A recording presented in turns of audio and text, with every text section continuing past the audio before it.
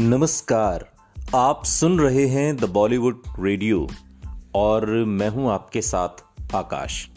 दोस्तों, ये किस्सा है तो श्रीदेवी और जयाप्रदा का, लेकिन बात राजेश खन्ना की होगी क्योंकि इस किस्से के केंद्र में राजेश खन्ना है। राजेश खन्ना जब श्रीदेवी की जिद के आगे झुकने पर मजबूर हो गए। ये बात है 80 के दौर की। न सितारों के नखरे कम थे और न ही उनके बीच की राइवलरी।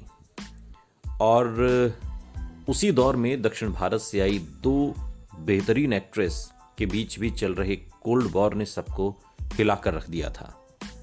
एक तरफ श्रीदेवी और दूसरी तरफ जयाप्रदा। खूबसूरती से लेकर एक्टिंग तक किसी भी मामले में किसी से पीछे नहीं, पर दोनों की पेशेवर लेवल पर कभी एक दूसरे से निभी नहीं। निर्माता दोनों के पीछे भागते और जैसे तैसे मना पाते, और इसी वजह से श्रीदेवी और जयाप्रदा ने एक साथ 9 फिल्मों में काम किया।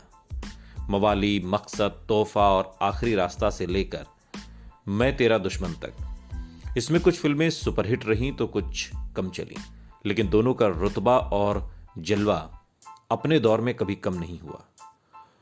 उस दौर में दोनों के बीच कोल्ड वॉर इतनी ज्यादा बढ़ गई थी कि हर बात के लिए तगड़ा मुकाबला होता। फिल्मों में काम करते वक्त दोनों प्रोफेशनल होती, लेकिन बाकी समय एक दूसरे को देखना भी गंवारा नहीं। आपको बता रहे हैं उस दौर का किस्सा जब साल 1984 में एक फिल्म मकसद में ये दोनों एक्ट्रेस काम कर रही थी। श्रीदेवी और जयाप्रदा के साथ इस फिल्म में राजेश खन्ना और जितेंद्र जैसे बड़े सितारे भी थे। सबको दोनों के बीच की कोल्ड वॉर मालूम था कि दोनों पर्दे पर तो बहुत प्रोफेशनल नजर आती हैं, लेकिन जैसे ही डायरेक्टर ने कट बोला, ये दोनों मानो एक दूसरे को पहचानती भी नहीं। आपको बता दें कि शूटिंग के दौरान ही राजेश खन्ना ने दोनों को फिर से दोस्त बनाने का एक प्रयास किया। जब दोनों एक मेकअप रूम में अपना टचअप करवा रही थी तो राजेश खन्ना ने बाकी लोगों को कमरे के बाहर बुलाकर श्रीदेवी और जयाप्रदा को मेकअप रूम में बंद कर दिया। और कहते हैं कि जब 2 घंटे बाद दरवाजा खुला तो दोनों कमरे के अलग अलग कोनों में खामोशी के साथ बैठी थी।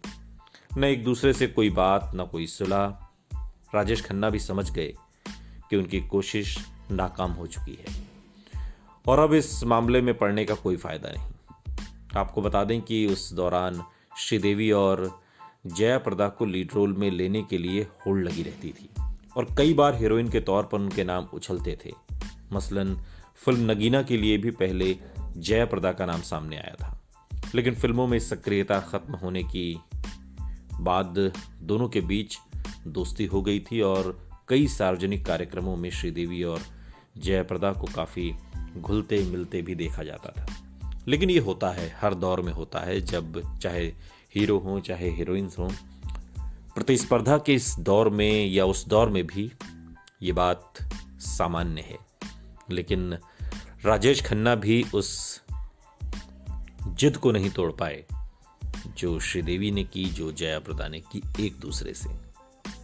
सुनते रहिए द बॉलीवुड रेडियो, सुनता है सारा इंडिया।